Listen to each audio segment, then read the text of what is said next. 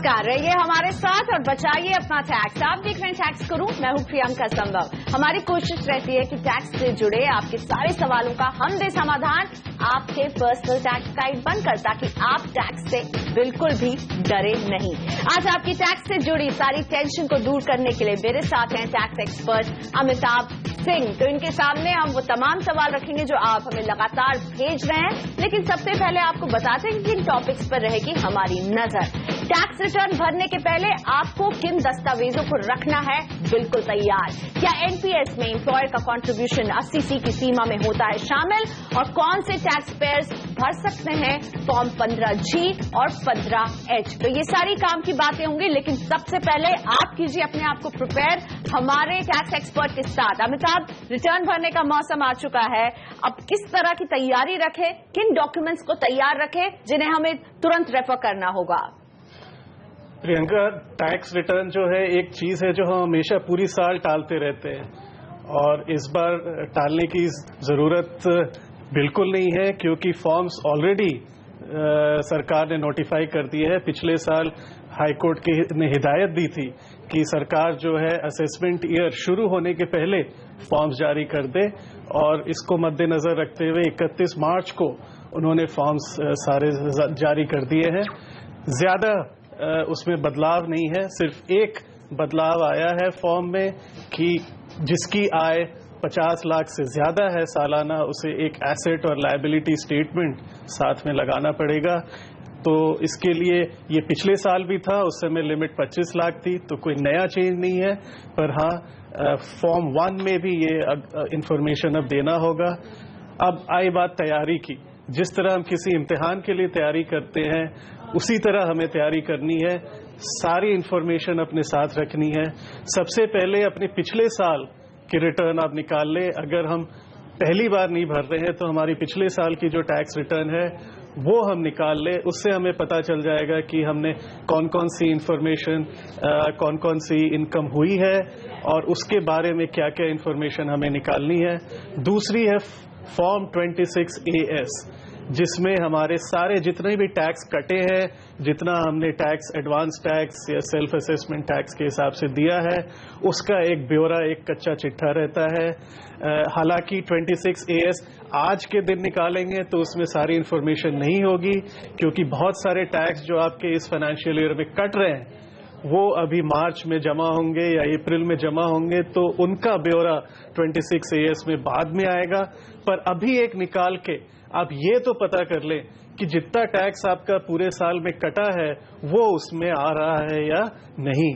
अगर नहीं आ रहा है तो तुरंत जो डिडक्टर है उसके साथ फॉलो अप करें। शायद वो टैक्स डिपॉजिट करना भूल गया, शायद उसने पैन नंबर आपका गलत डाल दिया। वो टैक्स आपका पैसा है और वो आपको जरूर उस 26AS में दाखिल कराना है, नहीं तो उसकी आपको टैक्स क्रेडिट नहीं मिलेगी। उसके अलावा आप अपनी सारी इनकम देखिए। अगर आप हाउस रेंट अलाउंस की डिडक्शन क्लेम कर रहे हैं तो रेंट रिसीट अपने साथ रखिए। अगर आपने डोनेशन दिया है जिसके लिए आप 80G क्लेम करेंगे, तो आप देख लीजिए कि वो सारी तमाम रसीदें आपके पास है। उन रसीद में उस संस्था का नाम, उसका पैन नंबर, उसका एड्रेस आपके पास है या नहीं है।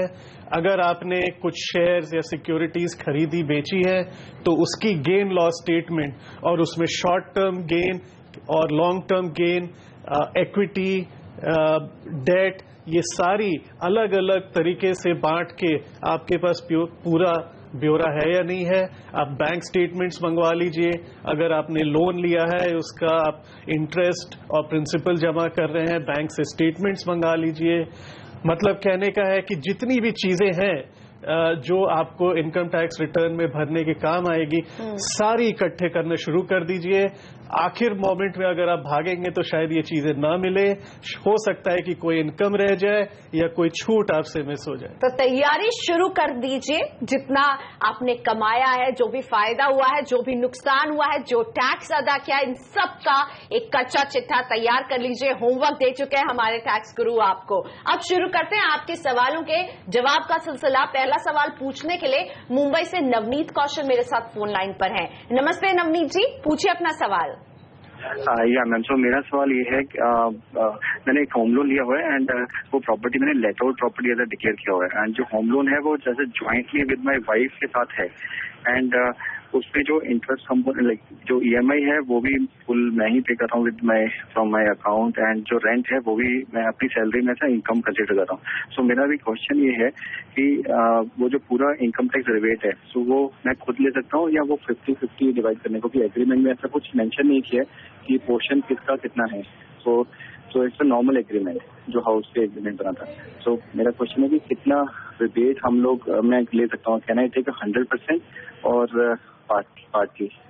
सो नवनीत जी, आप ने होम लोन जॉइंटली लिया हुआ है पर मकान का EMI आप अपने अकाउंट से दे रहे हैं सारा, और मकान आपने किराए पे दे रखा है और सारा किराया आप खुद अपने इनकम में डिस्क्लोज कर रहे हैं। तो इसका जवाब ये है कि हाँ, आप पूरी EMI अपने अकाउंट में अपने टैक्स रिटर्न में उसकी डिडक्शन ले सकते हैं, प्रिंसिपल और इंटरेस्ट की सेक्शन 24 के अंदर, और प्रिंसिपल की जो है आप सेक्शन 80C के अंदर ले सकते हैं।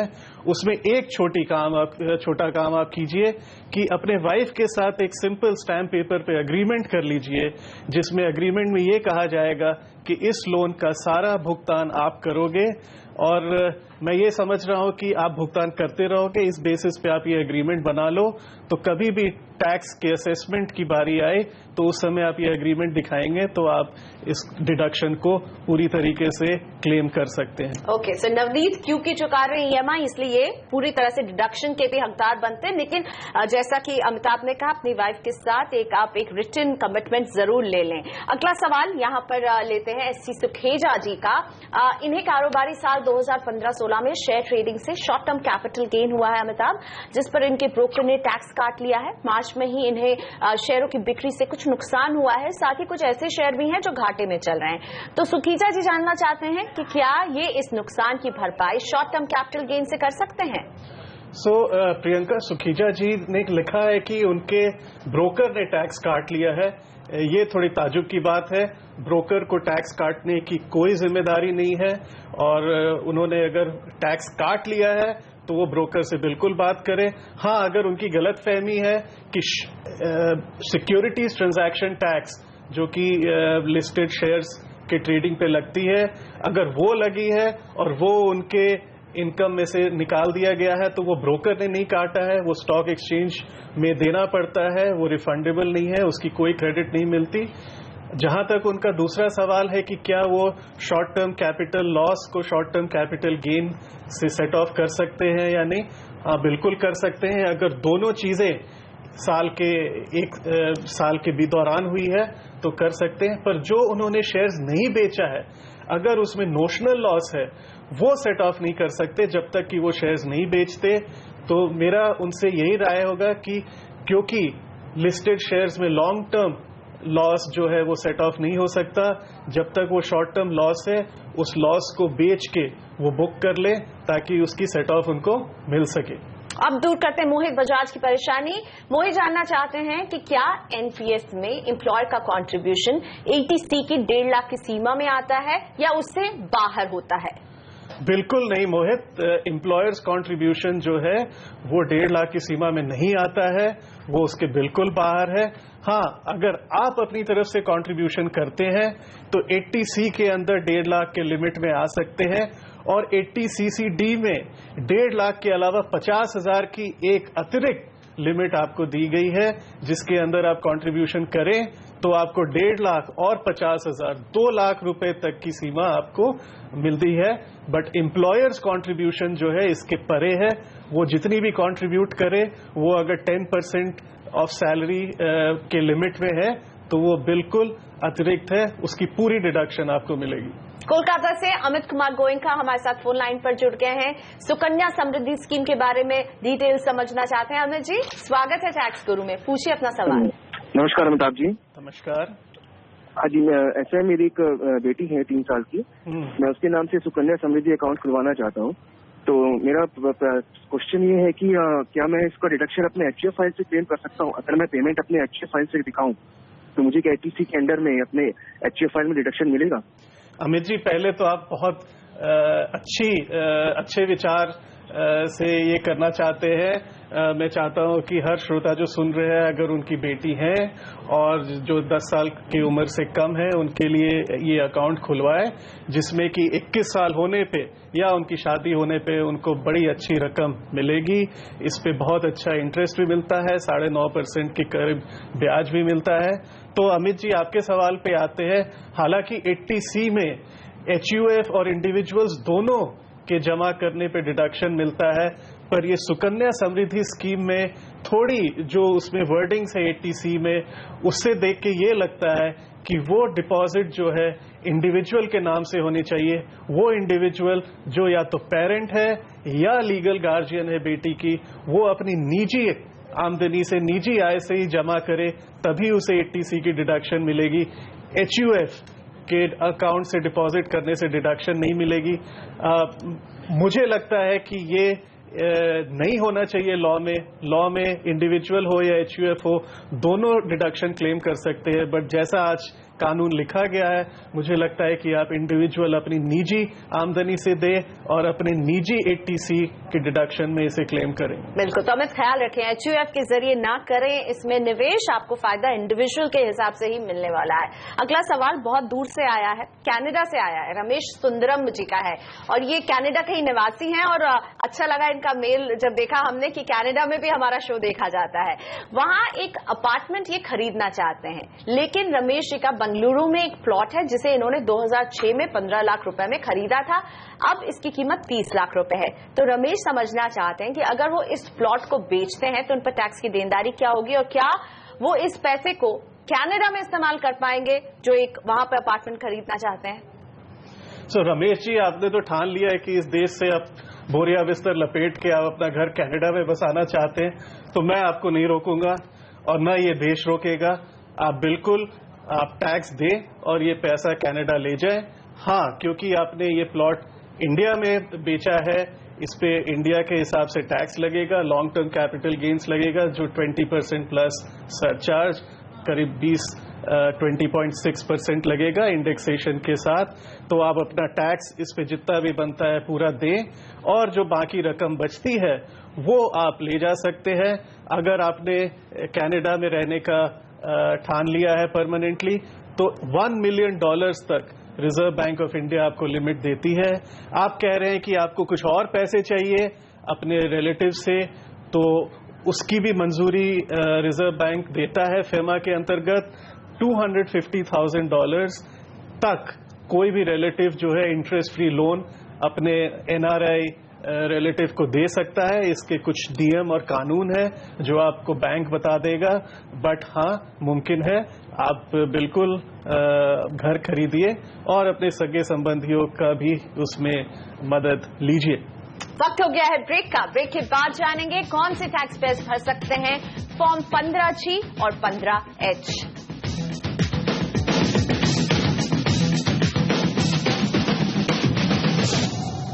आप देख रहे हैं टैक्स गुरु, मेरे साथ हैं टैक्स एक्सपर्ट अमिताभ सिंह, जो दूर कर रहे हैं आपकी टैक्स की टेंशन। अमिताभ, नया वित्त वर्ष शुरू हो चुका है, क्या ये समझदारी नहीं होगी कि जैसे ही नया साल शुरू हुआ है, इंटरेस्ट इनकम पर टैक्स बचाने के लिए जिन्हें जिन्हें फॉर्म 15G और 15H भरना है वो भर दें, काम खत्म हो जाएगा जल्दी से। लेकिन ये भी क्लैरिटी बता दीजिए कि सब तो नहीं भर सकते ना ये फॉर्म। बिल्कुल प्रियंका जी, आपको याद होगा कुछ शो पहले हमने बात करी थी, एक दर्शक ने हमें सवाल भेजा था कि वो 15G भरना भूल गए हैं और बैंक ने उनका टैक्स काट लिया है, अब वो क्या कर सकते हैं। वो तो वही हो गया कि अब क्या पछता कर करना, चिड़िया चुग गई खेत। तो ऐसा इस साल ना हो। आप 15G या 15H सीनियर सिटीजन भरते हैं, और 15G अगर आप मेरी तरह जवान है, सीनियर सिटीजन नहीं है, अभी टाइम है, तो आप भरिए। दोनों फॉर्म का उद्देश्य एक ही है कि अगर आपकी इंटरेस्ट इनकम बैंक में FD कर रखा है, सेविंग्स अकाउंट है, या किसी भी तरह की इंटरेस्ट आप कमा रहे हैं, अगर वो 10,000 रुपए से ज्यादा साल में मिलता है तो बैंक जो है उस पे TDS काट लेगा। पर अगर आपको लगता है कि सारी आमदनी, साल की पूरी आमदनी मिला के भी आपकी टैक्स नहीं बनती है, तो आप 15G या 15H उस बैंक में जमा करें। उसके पहले कि वो इंटरेस्ट आपके अकाउंट में क्रेडिट करे और काटना शुरू कर दे, उसके पहले डुप्लीकेट में ये फॉर्म भर के जमा कर दे। हर बैंक में अलग फॉर्म जमा करना है। ऐसा नहीं कि एक बैंक में दे दिया और समझा कि काम हो गया है। जिस अकाउंट में आपका पैसा जमा है उस बैंक में आपको ये जमा करना पड़ेगा। और अब शुरू करते हैं आपके सवालों के सिलसिले को। कविता का सवाल है दिल्ली से। इन्होंने मार्च 2016 में शेयर बेचकर 84,000 रुपए का फायदा कमाया है। ये शेयर कविता जी ने अप्रैल 2015 में खरीदे थे।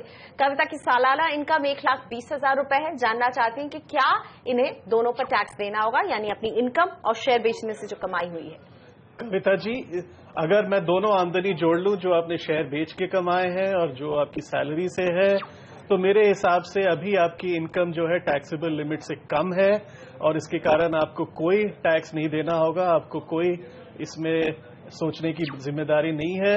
आप आराम कीजिए, आपको कोई फॉर्म नहीं भरना है, आप चैन की बंसी बजाइए, यानी टेंशन फ्री हो जाइए। दिल्ली से रमन भाटिया मेरे साथ अब फोन लाइन पर हैं। रमन जी नमस्ते, पूछिए अपना सवाल। कैपिटल गेन टैक्स के बारे में आप कुछ क्लैरिटी चाहते हैं? जी नमस्कार। मेरे फादर ने अभी रिसेंटली एक प्रॉपर्टी सोल्ड करी है एक अनऑथराइज्ड एरिया में जी, जो पहले उनके मदर के नाम पे थी, तो 40 लाख में सेल करी ये प्रॉपर्टी और एक नया फ्लोर खरीदा उन्होंने 70 लाख का। ठीक है। ये उन्होंने गलती से मतलब अपनी वाइफ के नाम पे ले लिया है। हाँ हाँ। तो क्या इसमें कैपिटल गेन टैक्स लगेगा? और एक और बात कि मेरे फादर और मदर दोनों ही मतलब अनएम्प्लॉयड है, तो वो रिटर्न फाइल नहीं करते। तो आप कुछ इसके बारे में। तो रमन जी, फादर ने कोई गलती नहीं करी अगर आपकी माँ के नाम से फ्लैट बुक करा लिया।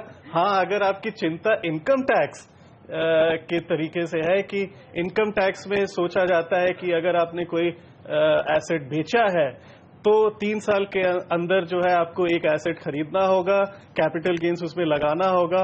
और उसमें सवाल ये उठता है कि क्या जो हम नया प्रॉपर्टी खरीदते हैं, नई संपत्ति खरीदते हैं, वो हमारे नाम में ही होनी चाहिए या किसी और के नाम में होनी चाहिए। खुशखबरी ये है कि दिल्ली हाई कोर्ट ने इस सवाल पे एक जजमेंट दिया हुआ है और उस जजमेंट में लिखा हुआ है कि कोई व्यक्ति अगर अपने नाम की संपत्ति बेचता है और उसमें जो उठता है जो कैपिटल गेन, वो अगर अपने कोई निजी रिश्तेदार, आप वाइफ समझ लीजिए, उसके नाम पे अगर फ्लैट खरीद लेता है तो भी उसे कैपिटल गेन्स की छूट मिलेगी। इसमें आपको कोई घबराने की बात नहीं है। हो सकता है कि असेसिंग ऑफिसर इसमें थोड़ी दिक्कत उठाए, तो आप उसको ये न्याय जो सुनाया है कोर्ट ने वो सुना दीजिएगा। मेरे हिसाब से कोई दिक्कत नहीं होनी चाहिए, कोई गलती नहीं हुई है, बहुत अच्छा काम हुआ है, इसकी चिंता करने की कोई जरूरत नहीं। और अब गुरजीत सूरी भी कुछ कैपिटल गेन टैक्स से जुड़ा सवाल पूछ रहे हैं। इन्होंने साल 2000 में 1.5 लाख रुपए का प्लॉट खरीदा था, जिसे 2007 में 4 लाख में बेचा है। 2.5 लाख रुपए के फायदे को इन्होंने कैपिटल गेन टैक्स अकाउंट में जमा करा दिया, जो हर साल रिन्यू होता है। अब वो इस अकाउंट से पैसे निकालना चाहते हैं और समझना चाहते हैं कि क्या उन्हें इस पैसे पर अब जाकर कोई टैक्स भी देना होगा।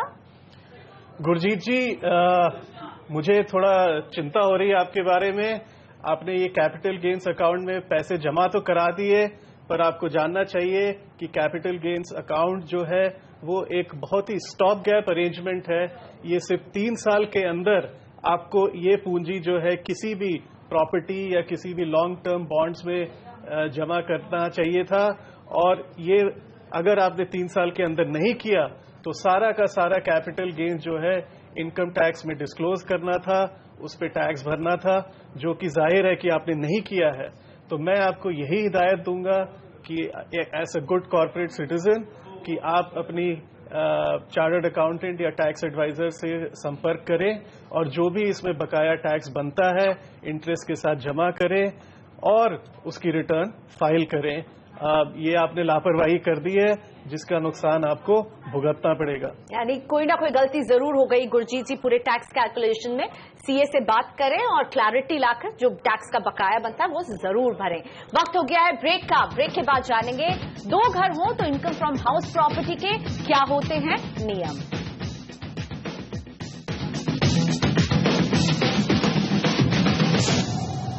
Welcome back. आप देख रहे हैं टैक्स गुरु और आज आपकी टैक्स की टेंशन दूर कर रहे हैं टैक्स एक्सपर्ट अमिताभ सिंह। सीधा रुख करते हैं आपके सवालों का। प्राणेश वर्मा का सवाल लेते हैं। ये 73 साल के हैं, सीनियर सिटीजन हैं। 2 घर हैं इनके, एक मुंबई में और दूसरा घर है चित्तौड़गढ़ में। मुंबई का फ्लैट किराए पर है जिससे उन्हें 35,000 रुपए मिलते हैं, जबकि चित्तौड़गढ़ के घर में वो खुद रहते हैं और इसकी डीम्ड रेंटल वैल्यू 15,000 है। प्राणेश समझना चाहते हैं कि क्या वो इनकम टैक्स रिटर्न में ये दिखा सकते हैं कि वो मुंबई के फ्लैट में रहते हैं और चित्तौड़गढ़ का जो फ्लैट है वो किराए पर इन्होंने दे रखा है। प्राणेश जी कैसे दिखा सकते हैं ये? आप पहले मुझे ये बताइए, आपने एक फ्लैट जो है ऑलरेडी किराए पे दे रखा है, वहां पे बेचारा कोई टेनेंट रह रहा होगा, आप कैसे दिखा सकते हैं कि आप उन्हीं के साथ रह रहे हैं और दूसरा किराए पे दे रखा है? आपको कुछ गलतफहमी हुई है। हाँ, अगर आपके ये दोनों फ्लैट रेंट पे नहीं रहते, किराए पे नहीं रहते, तब जो कानून है वो आपको चॉइस देता है कि इनमें से कोई एक फ्लैट जो है आप सेल्फ ऑक्यूपाइड दिखा सकते हैं और किसी दूसरे फ्लैट को आप deemed to be let out दिखा सकते हैं। पर ये deemed to be let out वहीं पे आपको मिलती है जहां पे फ्लैट एक्चुअली लेट आउट ना हो। जहां पे एक्चुअली लेट आउट है उसको लेट आउट प्रॉपर्टी की तरह ही दिखाना होगा और जिस मकान में आप वाकई रह रहे हैं उसे वैसे ही दिखाना होगा। इसमें कोई फेरबदल आप नहीं कर सकते। यानी ये गलती हो जाएगी प्रादेश, अगर आपने ऐसा कुछ किया तो सावधान रहें। निकुंज शर्मा का है अगला सवाल। एक कंपनी में 4 साल 8 महीने इन्होंने काम किया और इनके 2 सवाल हैं इससे जुड़े हुए। पहला कि क्या इन्हें ग्रेच्युटी का फायदा मिलेगा, दूसरा इन्होंने अपनी पीएफ की राशि निकाली तो 11,000 रुपए का टीडीएस भी कट गया है। निकुंज जानना चाहते क्या ये इस रकम का रिफंड क्लेम कर सकते हैं रिटर्न भरने के बाद? निकुंज जी, एक बहुत ही पॉपुलर मिथ है कि अगर आप 4 साल 6 महीने अगर काम कर लें तो ग्रेच्युटी के अंतर्गत आपको 5 साल माना जाएगा और आप ग्रेच्युटी के हकदार हो जाएंगे। ऐसा नहीं है। आपको मिनिमम 4 साल कंटिन्यूअस सर्विस और आखिरी साल में 240 कंटिन्यूअस सर्विस डेज करने होंगे, जो कि अगर हम 6 डेज अ वीक के हिसाब से भी देखें तो वो 4 साल 10 महीने 11 दिन आते हैं, जो कि आपने नहीं करे हैं तो आपको ग्रेच्युटी कानूनी रूप से आप उसके हकदार नहीं है। हाँ, अगर आपके एम्प्लॉयर फिर भी आउट ऑफ देयर डिस्क्रेशन, अपने डिस्क्रेशन से अगर देना चाहे तो दे सकते हैं, पर उसे कानूनी रूप से आप नहीं मांग सकते। जहां तक सवाल प्रोविडेंट फंड का है, क्योंकि आपने 5 साल सर्विस नहीं करी है तो 5 साल सर्विस करने के पहले अगर प्रोविडेंट फंड निकाला जाए तो वो टैक्सेबल हो जाता है। सरकार ने सही किया है, उसने टैक्स काट लिया है। अब आपके पास एक ही उपाय है, अगर आपको लगता है कि इनकम टैक्स रिटर्न भरते समय आपके पास रिफंड होगा तो आप इस टैक्स की क्रेडिट लेकर रिफंड क्लेम करें, और कोई चारा नहीं है इस टैक्स को वापस लेने की। शुक्रिया अमिताभ, हमारे शो में जुड़ने के लिए, हमारे दर्शकों के सवालों का जवाब देने के लिए। उम्मीद करते हैं कि आपको टैक्स गुरु से मदद मिली होगी। आज के लिए इतना ही। अगर आपके मन में भी टैक्स से जुड़ा कोई सवाल आपको परेशान कर रहा हो तो भेजिए हमारे पास। आप अपने सवाल एसएमएस से भेज सकते हैं। टीजी लिखकर आपको स्पेस देना होगा, अपना सवाल और नाम लिखकर 51818 पर भेज दीजिए। आप हमें ईमेल भी कर सकते हैं tax@moneycontrol.com पर, और आपकी स्क्रीन पर हमारा पोस्टल एड्रेस दिख रहा है, इस पर भी भेज सकते हैं अपने सवाल। याद रखिए कि सवाल के साथ अपना नाम और फोन नंबर भी हमें जरूर भेजें। तो टैक्स गुरु में आज मुझे यही इजाजत दीजिए। अगले हफ्ते हम फिर हाजिर रहेंगे आपकी टैक्स की टेंशन को दूर करने के लिए। नमस्कार।